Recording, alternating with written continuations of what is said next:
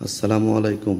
Welcome to my ভূমিহীন জমিদার 99 চ্যানেলে আপনাদেরকে স্বাগতম।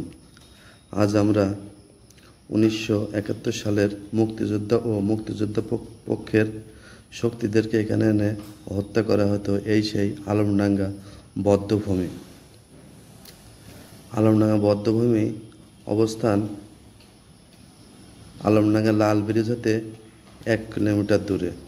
এটা আলমডাঙ্গা বধ্যভূমির গেট। ভিতরে একটা স্মৃতিস্তম্ভ রয়েছে। আমরা আজকে আপনাদেরকে এটি ঘুরে দেখানোর চেষ্টা করব। আলমডাঙ্গা বধ্যভূমির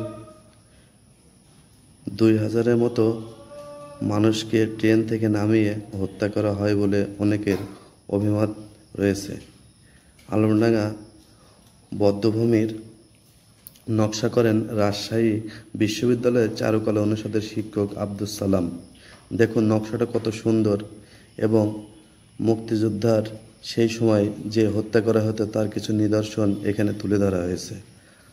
আপনারা এখানে আসলে দেখতে পাবেন যে মানুষের কিভাবে হত্যা করে এখানে রাখা হতো তার কিছু নিদর্শন এখানে তুলে ধরা হয়েছে।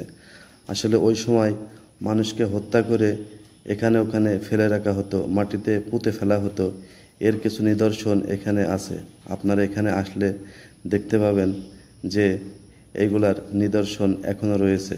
আপনারা এই আলমডাঙ্গা বধ্যভূমিতে এসে দেখতে পারেন যে জায়গাটা আসলে কতটা সুন্দর।